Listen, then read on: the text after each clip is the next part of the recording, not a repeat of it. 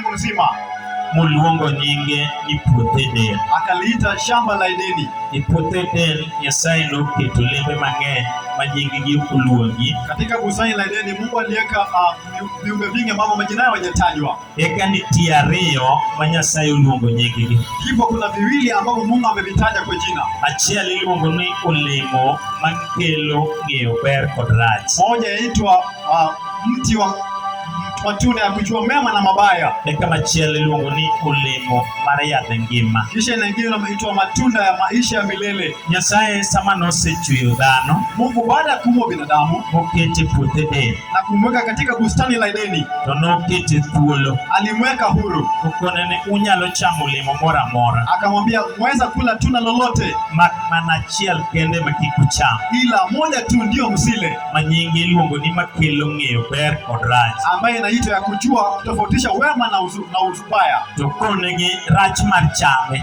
Na akamwambia ubaya wa kuila. to koni ka uchame Akasema mtakapoila to un utho. basi mtakufa. Kendo mano e dwond Nyasaye Maana hiyo ni sauti ya Mungu manoweyo mondo orit dhano e puothe del. ambaye aliwacha kutunza watu katika bustani la Edeni. Ne gidak gi dwond Nyasayeno, Waliishi na sauti hiyo ya Mungu, ka giwinje kendo gitime, wakijua tena wanaitenda. kendo e ndalono duto Tena katika nyakati hizo zote Nyasaye noyie odak kodgi, Mungu alikubali kuishi nao. mowacho nodhiambo kodhiambo Andiko lasema kwamba kila jioni Nyasaye ne biro mondo obed kodgi e lalruok. Mungu alikuwa akija kuzungumza nao. Lalruogni endi Nyasaye ne nyisogi pache, Mazungumzo haya Mungu alikuwa anawaambia mawazo yake. gin bende ne giwacho kod Nyasaye gima gidwaro. Wao pia wangemwambia Mungu walichohitaji. Nok otimre dichiel, Haikutendeka mara moja, ne timore pile ka pile. ilitendeka kila mara. Gimomiyo mano ne timore, Mbona hiyo ilitendeka? nikech sababu ambayo ilifanya hiyo itendeke, Sababu ambayo ilifanya hiyo itendeke nikech ne ging'eyo kendo ne gitimo dwond Nyasaye. ni kwa sababu walijua, tena walitenda amri ya Mungu. Timo dwond Nyasaye miyo Nyasaye dak kodi. Kutenda amri ya Mungu inafanya Mungu aishi nawe. Ukifanya mapenzi ya Mungu Ukifanya mapenzi ya Mungu miyo Nyasaye dak kodi. itafanya Mungu aishi nawe.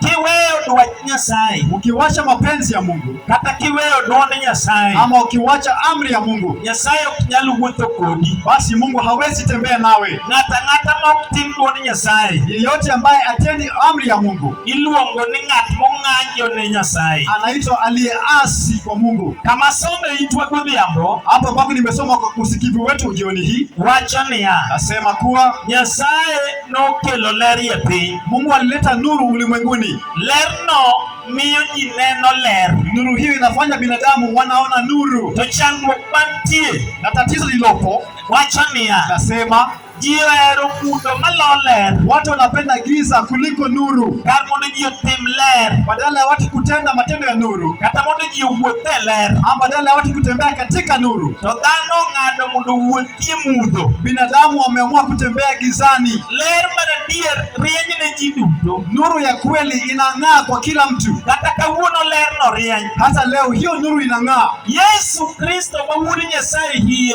Yesu Kristo aliye mwana wa Mungu kamili, en ema nobiro gi lerno, ni yeye alikuja na hiyo nuru. kendo en ema wuoyo kuome Tena ni yeye Biblia inamnenea ni Nyasaye nohero piny ahinya kama, kwamba Mungu alipenda ulimwenguni hivi, kaeto chiwo wuode ma achiel kende, kisha akamtoa mwana wake wa kipekee, mondo ng'ama oyie kuome kik lal. ili yeyote anayemwamini asipotee. Ng'at moyie kuom ler kik lal. Anaamini katika nuru asipotee. Mudho miyo ji rwenyo, Giza inafanya watu wapotee, kendo mudho miyo ji lal. tena giza hufanya watu wapotee. Mudho kelo tho.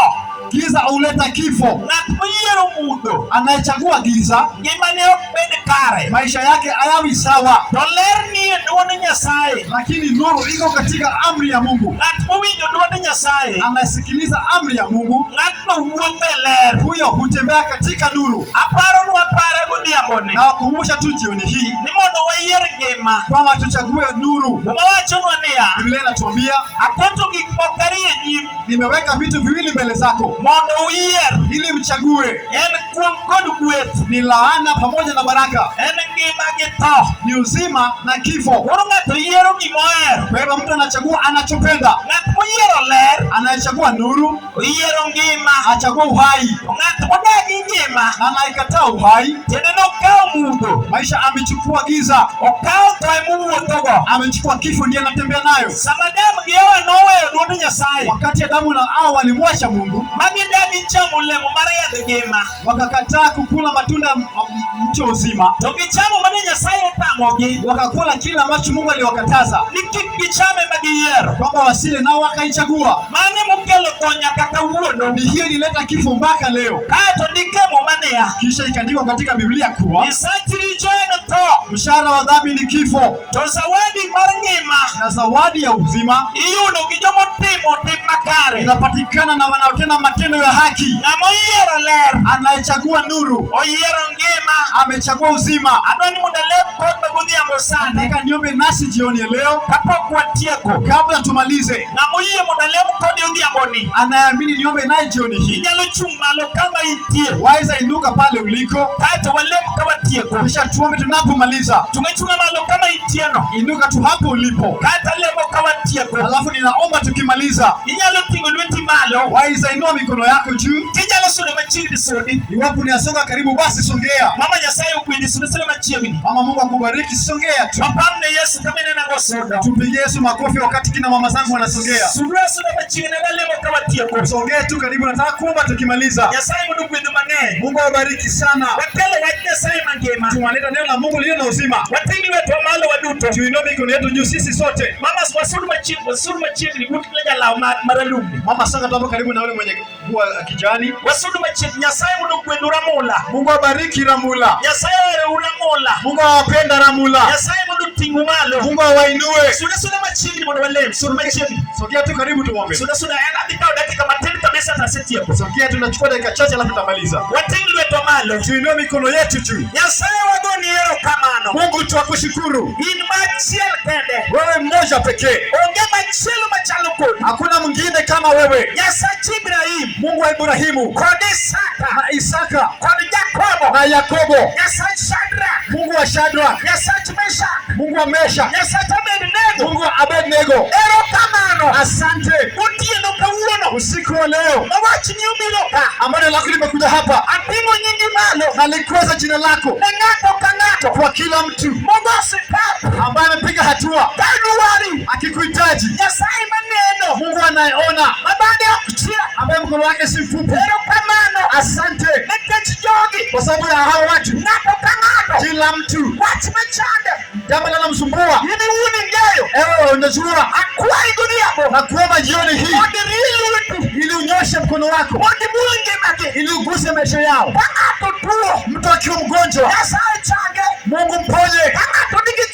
Mtu akiwa na tatizo, kutana naye katika tatizo lake.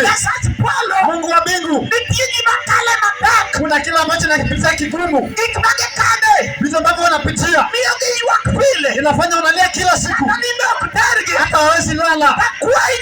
Na kuomba Mungu usiku wa leo, kutana na maisha yao, gusa maisha yao, gusa maisha ya watoto wao. Asante kwa sababu wastahili kokote uliko. Tukinua mikono yetu juu hivyo, rudia hili nyuma yako wa Kiswahili. Sema Bwana Yesu. Bwana Yesu. Bwana Yesu. Bwana Yesu. Leo hii ninatubu dhambi zangu. Ninakuomba Bwana, unisamehe dhambi zote ambazo nimetenda. Na ninakuomba unioshe kwa damu. Na unisamehe dhambi zangu zote. Leo hii nimenyenyekea. Na ninatubu. Na nimekurudia. Ninatangaza ya kwamba Yesu ni Mwokozi wa maisha yangu. Na kutoka leo nimeokoka katika jina kuu la Yesu. Amen.